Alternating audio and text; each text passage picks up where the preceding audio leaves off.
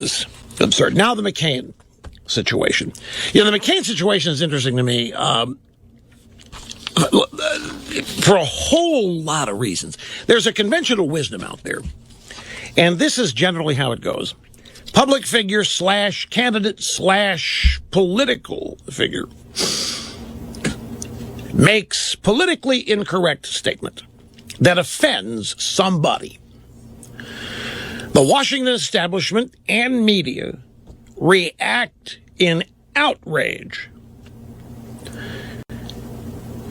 The media then replays whatever the offensive comment was over and over and over. News stories never ending about the outrageous statement that the public figure made. And then the establishment gets together with the media and they all demand that the public figure immediately apologize, beg forgiveness, and either withdraw from whatever the public figure is seeking to accomplish, or to stay in properly chagrined and rendered irrelevant. And that conventional wisdom plays out practically every time this circumstance happens. And the reason it does is because people make the mistake of assuming one thing, and that is this. They make the mistake of assuming that the collective outrage of the Washington establishment and the media is reflective of American public opinion. So Trump says what he says about McCain, following McCain's insult of Trump's voters or supporters, calling them crazies, people in his own state. This ticked Trump off. He doesn't want to think that people support him on immigration or anything else are a bunch of crazy wackos, and McCain characterized them as that. And nobody suggested McCain apologize to the American people. Nobody suggested McCain apologize for that characterization of American citizens, crazies. So the conventional wisdom erupts into full bloom. The media, the Washington establishment, conservative and liberal both, immediately demanded Trump apologize.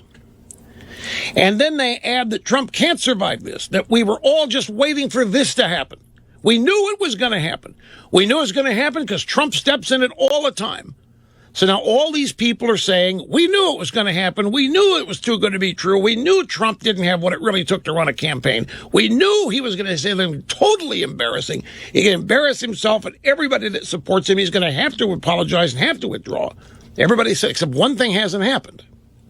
Trump hasn't apologized. Not only has Trump not apologized, he has doubled down. And he has added to his original criticism of McCain. He's calling McCain a bad guy. McCain's a lousy politician. McCain talks a lot but doesn't do anything, Trump says. The VA is a mess. Illegal immigration's a mess. Everything we hear McCain say he supports or cares about, it's all going to hell. He's a bad guy. He's not a good politician. I'm trying to save America. I'm not going to apologize. This is Trump. Well, now the architects of conventional wisdom don't know what to do. Because by this time, they have gotten their scalp. By this time, the guilty party has apologized, is begging for forgiveness. And Trump is not. Now remember, there's a common assumption made every time one of these things happen.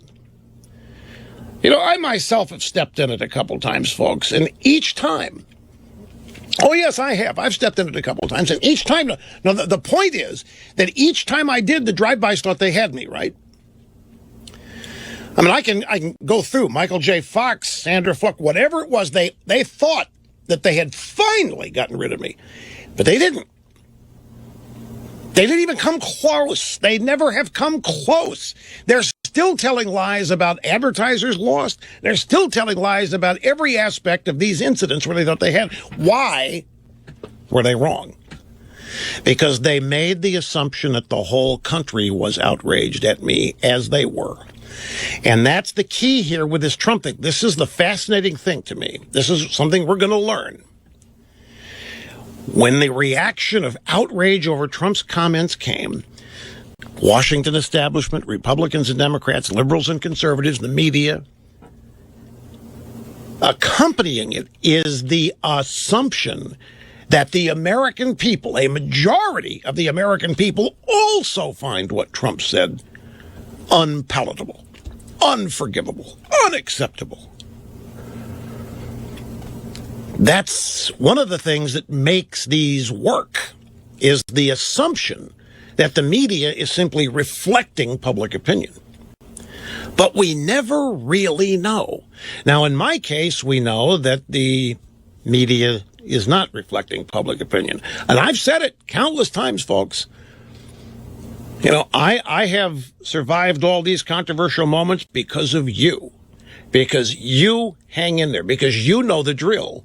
You understand this technique that the left and weak-kneed Republicans use to destroy people that they find objectionable or too effective, their opposition.